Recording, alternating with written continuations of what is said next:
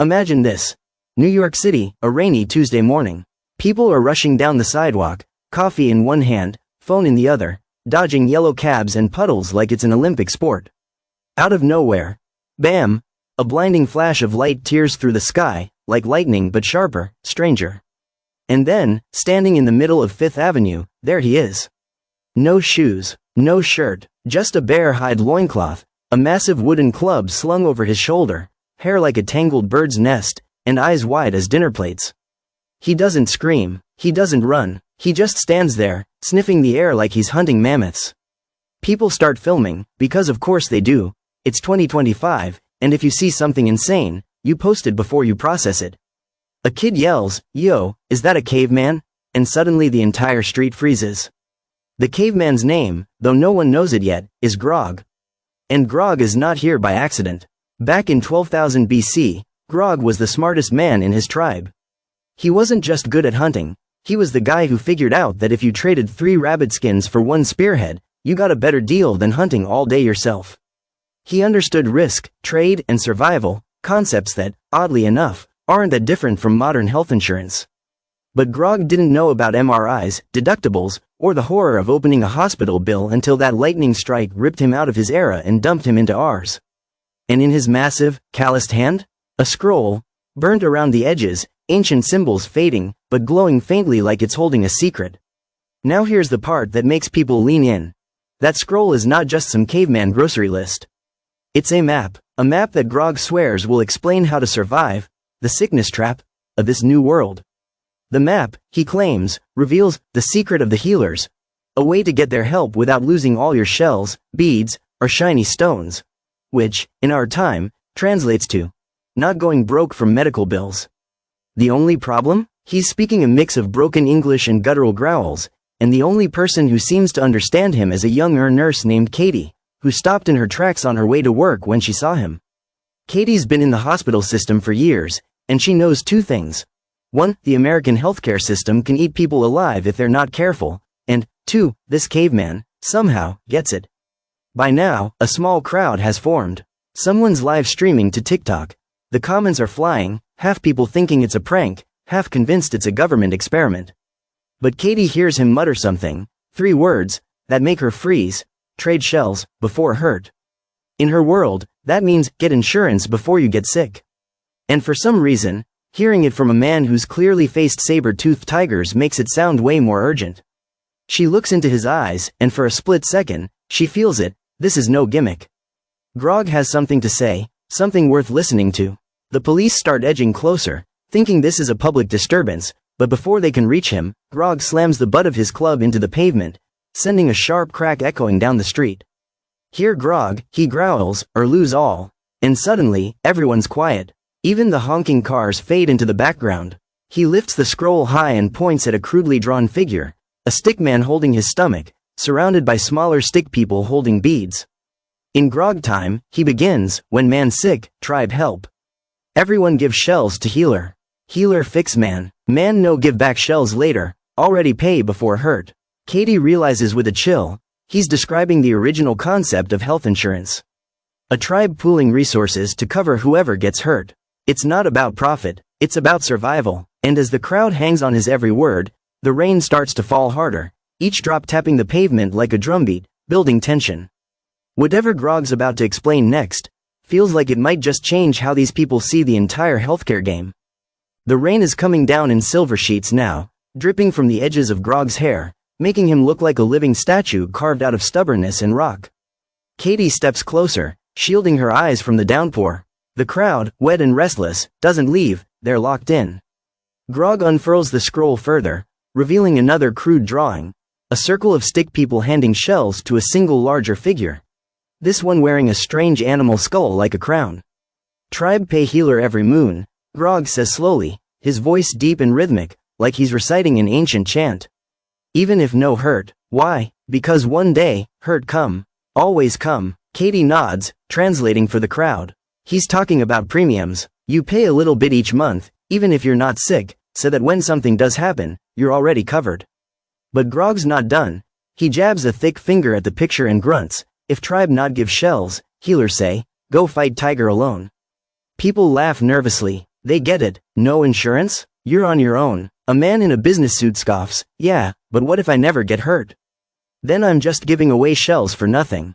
Grog turns to him slowly, rainwater tracing down his jawline, and growls, you, lucky. But someone else in tribe not lucky. You no help? One day you be him. Then no one help you. The businessman actually shuts up. Katie, sensing the crowd's attention, adds, look, premiums aren't fun. Nobody likes paying for something they might not use. But in Grog's time, it meant the whole tribe stayed strong. One hunter down, the others made sure he got back on his feet. Same idea here, except now, your tribe is your insurance pool. Grog pounds his chest once, hard. Tribe strong, alone, weak. The words echo like drumbeats. Suddenly, a gust of wind snatches part of the scroll and flaps it wildly. The next drawing comes into view, something more ominous. A stick figure lying flat, a giant paw print over its chest, and another stick figure handing over way more shells than before. The crowd leans in. Katie swallows hard. She knows exactly what's coming next, but the way Grog's eyes narrowed tells her it's not just about numbers, it's about survival. The scroll whips in the wind, the inked paw print glaring like a warning sign from another age. Grog grips it tighter, lowering his voice so people instinctively lean closer to hear. Sometimes, he says, healer no start work until you give first shells yourself. He taps the paw print hard enough that the parchment creaks. Tiger hurt man, healer say, you give 10 shells first. Then tribe give rest. His eyes sweep the crowd. This, bad for man with no shells. Katie turns to the bystanders. He's describing a deductible, she explains, the amount you have to pay out of your own pocket before insurance kicks in. A guy in a hoodie frowns. Wait, you mean I'm paying premiums every month and I still have to cough up money before they actually help me? Katie nods and Grog slams his club into the ground, the sound sharp as a gunshot. Yes, you pay so tribe ready. But when hurt big, you must show you strong first. The metaphor lands heavier than expected. Grog paints the picture. In his tribe, if you got clawed by a tiger, the healer wouldn't waste precious herbs unless you proved you valued your own life enough to sacrifice part of your stash. If man not give shells, healers say, save for one who fight harder. The crowd shifts uncomfortably. It's not about fairness, it's about the brutal math of survival. In Grog's world, resources were finite. In ours, it's just the system. Rainwater runs off the edge of the scroll, blurring one corner of the drawing, but not enough to hide the next image. A stick figure trapped inside a circle of other stick figures, some smiling, others with jagged teeth. What's that? Someone asks. Grog's jaw tightens. Sometimes, not all healers same. Some healers only help own circle. Go to wrong healer? Tribe no pay. Katie exhales sharply. He's talking about networks, she says. And the way Grog's tone drops, it's clear this part of the story is a trap that's caught many before. The rain eases for a moment, just enough for Grog's voice to cut sharp through the air. He unrolls more of the scroll, revealing two different circles of stick people, one wearing feathers, the other wearing bones. Between them, a lone stick figure lies wounded, ignored by both sides. Listen close, Grog says, eyes glinting. In Grog's land, many tribes. Each tribe has own healer. If you not part of tribe, healer turn back. Even if you bleeding, even if you dying. Gasps ripple through the crowd. Katie translates, he's talking about networks. Your insurance company makes deals with certain doctors and hospitals. Those are your, in-network, healers. Go outside that circle, and either you pay way more, or you get no help at all. Grog's expression hardens. Man from Feather Tribe walk to Bone Healer? Bone Healer smile, but only take all shells in his hut. The image is vivid, ruthless, transactional. A man crawling for help, only to be stripped of everything. The businessman from earlier mutters, that actually happened to me. Visit out of network, cost me thousands. Grog nods knowingly, like the man just confirmed an old battle story. In Wild, wrong tribe mean death. Here, mean shell death. Same thing. Katie points at the smaller details in Grog's drawing, little arrows between people in the same tribe. That's why you need to know your network before you need help. You don't want to be figuring this out while you're bleeding in a parking lot. The crowd chuckles nervously, but the humor's thin, it's too real. Then Grog flips to the next part of the scroll. The ink is darker here, almost angry. It shows a smiling stick figure with one hand out, and the other hand behind his back, stealing shells from another. This, Grog growls, is sickness inside tribe. Man who cheat system. Take shells, no need healer. Katie's lips tighten. Fraud, she says. Insurance fraud. And just like in Grog's time, cheaters didn't just hurt themselves, they weakened the whole tribe. The crowd shifts closer as Grog's voice lowers to a growl, his grip on the scroll tightening. The rain starts again, a steady drumbeat on the asphalt, as if the city itself is leaning in to listen. In Grog's tribe, he says, sometimes hunter pretend hurt. Take healer's herbs, take shells from tribe, but no real wound. That hunter? Enemy. Weakens all, makes healer raise shell price for everyone. Katie looks around at the damp faces watching. That's insurance fraud. When people cheat the system, premiums go up for everyone.